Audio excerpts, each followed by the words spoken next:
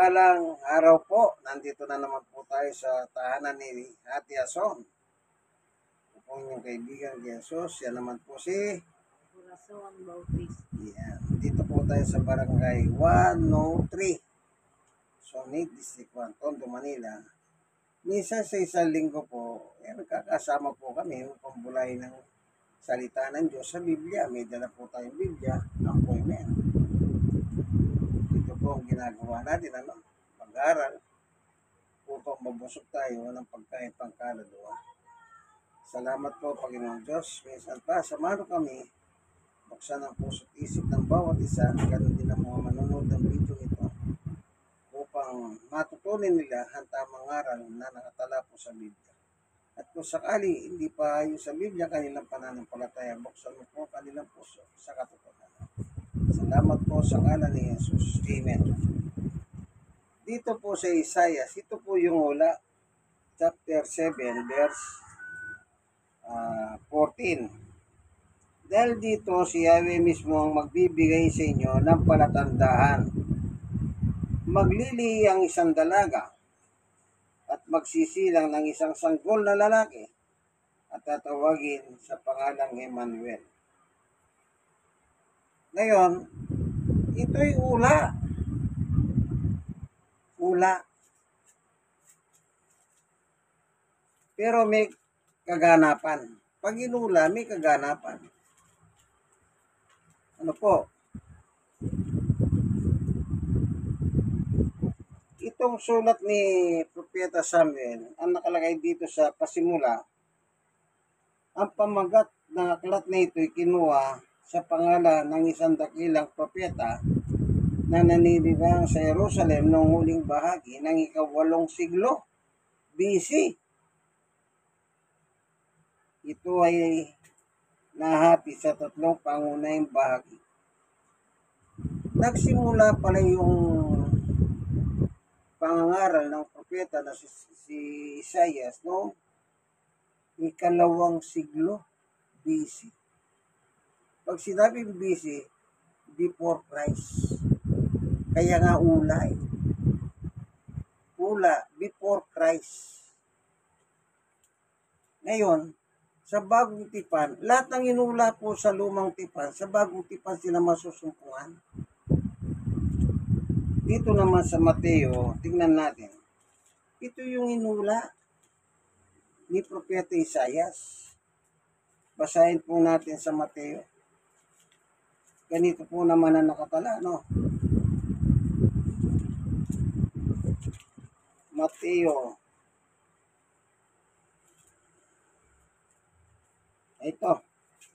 Chapter 1, verse 18. Ang title is Sinilang si Jesucristo. Ito ang naganap ng ipinanganak si Jesucristo. Si Maria na kanyang ina at Jose na nakatakda na magpakasal. Kung pasilin ninyo yung hula, isang babae ang manganganak. Sino yung babae? Dito sa binabasa natin, pinangalanan kung sino yung babae. Si Maria. Si Maria. Okay, balikan lang natin yung Isaiah, 7:14, dahil dito si Yahweh mismo magbibigay sa inyo ng palatandaan, maglili ang isang dalaga. At magsisilang ng isang sanggol na lalaki. Walang pangalan. Sino yung lalaki? Sino yung babae? Tuloy natin yung sa Mateo. Ito naganap na ipinanganak si Jesucristo, yung pinangalanan. Yung bata si Jesus, yung babae si Maria. Si Maria na kanyang ina at Jose nakatakda ng magpakasal. Ngunit bago sila makasal, nagdadalang tao na si Maria sa pamamagitan ng kapangyarihan ng Espiritu Santo. 19. Subalit, dahil sa isang taong matuwid si Jose na kanyang mapapangasawa, ay ayaw niyang malagay sa kahiyan si Maria. Binalak niyang iwalayan si Maria ng lihim. 20. At habang pinag-iisipan nito ni Jose, nagpakita sa kanyang panaginip ang isang anghel ng Panginoon. Sinabi sa kanya, Jose, anak ni David. Bakit anak ni David? Sa linya po ni David ang lahi ni Jose. Kaya tawag sa kanila, anak ni David. Huwag kang matakot na pakasalan si Maria sapagkat ang sanggol na dinadala niya ay mula sa Espiritu Santo. Magsisilang siya ng isang batang lalaki. Jesus ang ipapangalan mo sa sanggol sapagkat iniligtas niya ang kanyang bayan sa kanilang kasalanan. Yung ula, nagaganap na dito. 22. Nangyari ang lahat ng ito upang matupad ang sinabi ng propeta sa pamamagitan ng Panginoon. Sino yung propeta? Isaias. 23. Ito. Maglili ang isang birhen, babae. Ibig sabihin, sa panahon nila, pag sinabing babae, birhen. Walang karanasan sa lalaki. Babae ang tawag doon. Maglili ang isang birhen na magsisilang ng isang sanggol na lalaki at tatawagin itong Emmanuel ang kahulugan. At kahulugan nito'y kasama natin ang Diyos. 24. Nang magising si Jose, sinunod niya ang utos ng anghel ng Panginoon. Pinakasalan niya si Maria. 25. Ngunit hindi niya sinipingan si Maria hanggang magsilang ito ng isang anak na lalaki at Jesus nga ang ipinangalan ni Jose sa sanggol. So dito napakalanan na yung ula, sino yung batang lalaki, sino naman yung babae. Dinescribe na po sa binasa natin. Yung babae, birhen ang tawag. Kasi nga po, wala siyang karanasan sa lalaki. At sinabi rin ng Biblia, hindi sinipingan ni Jose. Walang nangyari pong honeymoon sa pagitan nila. Kaya yung dinadalang baby o bata ni Maria ay mula sa Espiritu Santo. Hindi po mula sa tao. Kasi sabi, hindi niya sinipingan. Ibig sabihin, walang nangyaring anumang honeymoon para magdalang tao nga si Maria. Yung iba naman kasi, eto, hindi naman tayo nanunulog siya ng reliyon. Ang sinasabi ng Iglesia ni Cristo na tinatag ni Yoma Felix Manalo Isagon. Kasi sa kanila, ang doktrina nila, kailanman hindi Diyos si Jesus kundi tao. Kaya kapag sasali ka sa kanilang reliyon, naanib ka, sasangkap ka, kung ano nang tawag doon, dodoktrina kanila, hindi nila kikilalanan si Jesus na bilang Diyos. Kasi nga, ang isang rason na ginagamit nilang talata, itong binasa ko mismo sa Mateo 1. 2 beses sinabi, nagdadalang tao. Pero ang binanggit dito, oo, nagdadalang tao. Ang sasabihin ng ministro, kita nyo na, nagdadalang tao siya. Kung Diyos yes, di sana sinabi, nagdadalang Diyos. Kaya kung hindi mo kabisado yung kasulatan, medyo magkakaroon ka ng, tama nga sinasabi ng ministro. Hindi lang naman isang talata po ang Biblia meron . Basahin niyo po yung 1, Marcos, Lucas, Mateo, halos dyan nasulat ang epistola ni Jesus. Ang dami. Si Jesus po, nagkatawang tao. Yung dinadalang tao ni Maria ay sa Espiritu Santo. Tao ba yung Espiritu Santo? O yung Espiritu Santo ba nakaanimo ni Maria para magdalang tao? Hindi po, kaya nga biryan ng tawag sa kanya . Malinis . Kasi hindi pwedeng magdalang tawag isang babae sa marumi. Lahat ng tao marumi. Paano siya ngayon? Hindi nga po pwede yun. Kaya ginamit siya ng Diyos sa panahon niya na wala siyang karanasan sa lalaki. Ngayon, kung ipipilit, malayo na po sa katotohanan yung sinasabi nila, nagdadalang tao. Nagkatawang tao, ibig sabihin, ang nagkatawang tao, hindi tao. O meron akong babasahin. Sa Hebreo, meron nakalagay dito.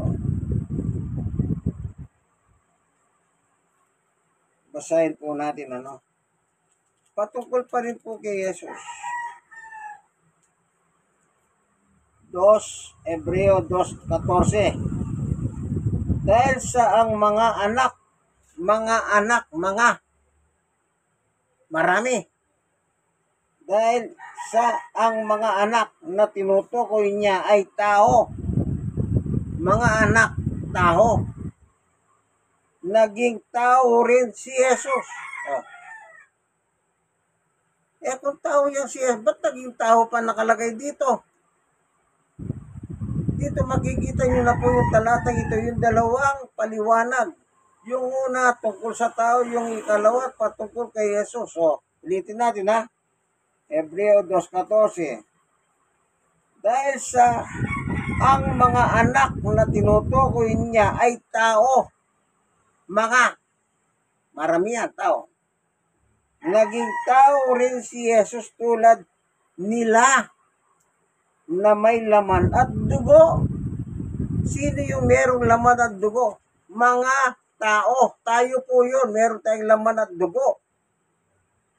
Ibig sabihin, si Jesus wala siyang laman at dugo. Hindi ba maliwanag na po yan? Napakasimpleng Tagalog naman yan Kung sasabihin mong si Jesus ay tao, mali yan. Hindi biblical yan. Kahit na gamitin nyo pa yung King James Version ng 8:40 na sinabi niya, ako'y tao. Yun nga sinasabi ko po, hindi na nanatiling ang Biblia sa isang talata lang. Naniniwala ako sinabi niya, ako'y tao. Kaya ako sinabing, para lang malaman ninyo, meron pang ibang talata patungkol kay Jesus. Yun lang ang ibig ko sabihin. Anong nakalagay dito? Naging tao rin siya tulad nila na may laman at dugo. Paano mo may papako si Jesus sa krus kung wala siyang laman at dugo na nakitulad mismo sa ating mga tao? Sige nga, mag-imagine na nga kayo. Imagine nyo na lang. Paano nyo ipapako ang walang laman at dugo? Kasi hindi tayo matutubos ng kasalanan kung walang Jesus na pinako sa krus Kaya yung isinilang ni Maria na sinasabi nagdadalang tao nanggaling sa Espiritu Santo, hindi nanggaling sa mismong semilya ni Jose at ni Maria. Ibig sabihin, walang kasalanan si Jesus. Kung sasabihin yung tao siya, di lalabas may kasalanan siya. Ngayon, ang sabi naman ng ministro ni Manalo, anong katwiran? Di pangkaraniwang tao. Saan mo naman nababasa yung di pangkaraniwang tao? Wala, alam nyo, yung aral ng Iglesia ni Cristo, lalo po nilang pinalabo ang Biblia. Ang mahirap, gumagamit sila ng Biblia, patuloy nilang pinalalabo ang nakalagay sa Biblia. Hindi po. Napakaliwanag na yung nakasulat. Kaya nga binasa natin ito para maintindihan natin anong nakalagay? 14. Dahil sa mga anak ng tao na tinutukoy niya ay tao, naging tao rin si Jesus at tulad nila may laman at dugo. Tignan nyo pa po dito sa isang sulat, sabi naman ni Pablo, sa ano pa sabi ni Pablo dito?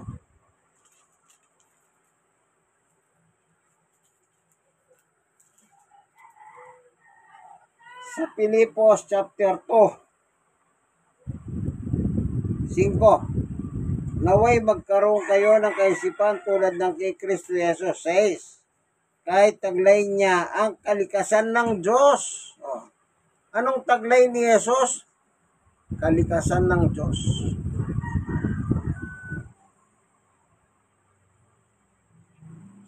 Mahirap po bang unawain yan?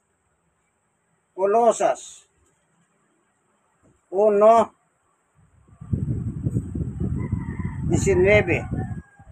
Sapagkat minarapat ng Diyos na ang buo niyang kalikasan ay manatili sa anak. Sino nagsalita sa librong Pilipos? Si Pablo. Sino nagsulat si Pablo sa Kolosas? Si Pablo rin. Yung buong kalikasan ng Diyos ay nanatili sa anak. Sino ba yung anak na tinutukoy ng Biblia? Ang sabi doon sa Hebreo 2:14, yung mananampalataya, mga anak ng tao na may laman at dugo. Sila po yung mananampalataya na pinagtularan ni Jesus na may laman at dugo. Hindi pa maliwanag sa inyo yung ganyan talata? Gusto niyo kung ano na pa? Masyado niyo na pong ginugulo ang inyong kaisipan, kaibigan. Huwag niyo nang guloy. Napakaliwanag na nakatala sa Biblia. Pero ang gusto ninyo, yung kayo niloloko ng mga ministro ni Manalo. Kaya nga po ang sabi ko, magbasa kayo ng Biblia para lalo kayong matuto. Pero kung nakikinig lang kayo, ay ano mangyayari sa inyo? Siyempre, kung ano yung babasahin, nakikinig ka lang, hindi mo na alam kung tama yung binabasa niya. Kaya si Jesus po, hindi uhula ni Isaias. Ilang taon na po nakaraan. Ano nakalagay? 2 siglo sa panahon ni Isaias. Before Christ. Ang tagal na. At naganap sa bagong tipan. At ipinangaral sa bagong tipan. Tignan nyo si Pablo. Nang si mangaral about Jesus Christ. Anong sabi niya?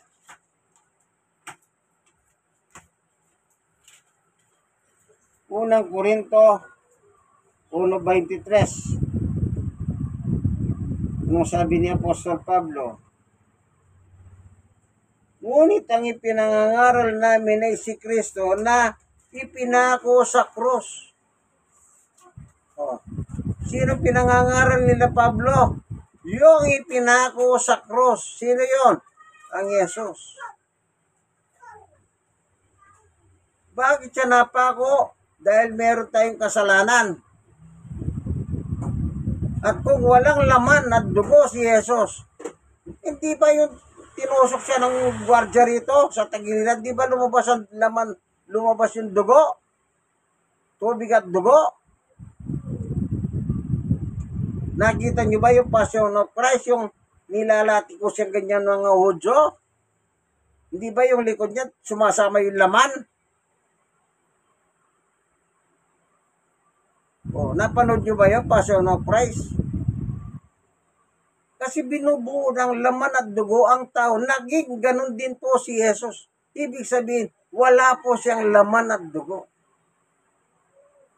Kaya nga binigyan siya ng isang katawan ng Diyos, gaya natin na may laman at dugo, upang siya po ang ipako sa krus. Upang tubusin ang ating mga kasalanan. Pero kung sasabihin mong hindi Diyos yan, tao lang, ay medyo, kumbaga sa luto po, apkok kanyan. Medya-medya ka. Pero hindi ganyan na nakasulat sa Biblia. Ang daming talata sa Biblia. Yung mga ginagamit yung talata, naniniwala din ako ron eh. Pero hindi lang yun ang mga talata na mababasa sa Biblia. Basahin nyo po lahat. Juan, Mateo, Marcos, Lucas, yung 4 na yun. Hindi lang yun na nakalagay eh. Ang dami. Ang gusto nyo kasi, selective kayo. Yung pumapanig sa inyong reliyon, kayo mga alipores ni Manalo, wala tayong personalan, nagtuturo tayo, babagi tayo ng Biblia. Ang gusto nyo, pumapanig sa inyo. Ano yung panig sa inyo? Ako'y tao. Sinagsabi si Jesus na gusto niyong patay nang nagsasaysay ng katotohanan na nakita ko sa aking ama. Hindi lang yun ang talata eh. Ang dami. Pero kung gusto niyo mamili lang kayo, huwag ganong kaibigan. Magbasa kayo. At makinig kayo sa ibang reliyon. Ang problema sa inyo, huwag kayong makinig sa ibang reliyon ha. Ako, meron akong simbahang kinabibilangan. Ano alam ni Ate Ason yan. Minsan naisama ko na siya nun. Pero nakikinig ba ako sa iba? Oo, kaya nga nalaman ko yung mga aral ng ISC. Nakikinig ako sa kanila eh. Oh, nakikinig ba ako kay Eli Soriano dati na? Oo, doon ko nga nalaman, nagdimandahan kayo. Anong demanda ni Soriano? Pumapatay kayo ng tao. Anong demanda nyo kay Soriano? Pumapatay kang tao. Eh, pareho kayo pumapatay ng tao eh. Ba't ko nalaman? Eh, kasi nakikinig ako pareho sa inyo. Nanonood ako pareho sa inyo. Dati-daan, Iglesia ni Cristo. Pinanonood ko yan eh. Eh, bakit? Yung aral ang tinitignan ko. Yung aral. At nagbabasa ako ng Biblia. Kaya pag may bumabanat sa akin dating-daan, alam ko silang kontrahin. Pag bumabanat Iglesia ni Cristo, alam ko silang kontrahin. Eh, bakit? Kabisado ko yung aral nila eh. Ako kabisado nila yung aral ko? Wala. Eh, bakit? Kaya nga nakalagay sa profile ko sa Facebook, mangangaral na salita ng Diyos. Oh, minsan may nagtanong sa akin, Pastor, ano bang pangalan ng inyong simbahan? Anong sagot ko? Hindi ako nangangaral ng simbahan, ang pinangangaral ko si Jesus. Kasi pag simbahan ang pinag-uusapan, mapapantaltalan yan, walang katapusan. Eh bakit? Meron bang nagsabi simbahan, ay mali kami, kayo tama? Wala! Lahat na nagsasabi simbahan, gusto nila sila yung tama, lalabas. Kung sila tama, yung iba simbahan mali. Yung nakalagay sa Biblia, lahat nagkasala. O, paano kayo yan? Yung iba, paano lipat ng reliyon? Walang mangyayari dyan, lipat ng reliyon. Lumalabas ang katotohanan, kahit anong reliyon mo, makasalanan ka. Si Pablo nga, sinabi niya yan, ako yung pinakamasama sa lahat ng masama eh. May reliyon ba si Pablo? Meron. Kaya hindi niya sinabing yung reliyon ko tama. Hindi. Sinabi ni Pablo, masigasig ako sa pagsunod sa aking reliyon. Yun lang. Anong reliyon niya? Pariseo. Kaya sabi niya, walang tatalo sa akin kung pagsunod lang sa aming aral. Yung aral nila. Pero nung makilala niya si Jesus, si Jesus na pinangangaral niya, hindi na yung reliyon nila. Yung pananampalataya ng pariseo, hindi na. Si Jesus na pinangangaral niya. Sino si Jesus? Yung napako sa krus. Salamat, Panginoon Diyos, sa liwanag ng iyong turo taral. Nawa yung mga nanonood ng video ito, magkaroon ng liwanag ang kanilang kaisipan.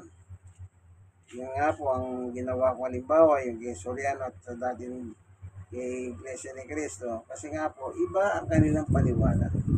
Salamat po sa ngalan ni Jesus. Amen. Kayong mga nanonood ng video ito, meron kayong napulot kahit paano. Kung meron kayong ganitong Biblia, sundan nyo na lang ako sa mga binasa ko. Po, sige po. God bless us all. Thank you for watching. Ito po ang inyong kaibigan, kay Jesus, Brother Manny Bautista. Siya naman si Corazon Bautista. Yan. Alam niyo po ba kung sino yung lolo niya? At Jesus, sino ba lolo mo? Si Juan Bautista. Approve. Bye-bye.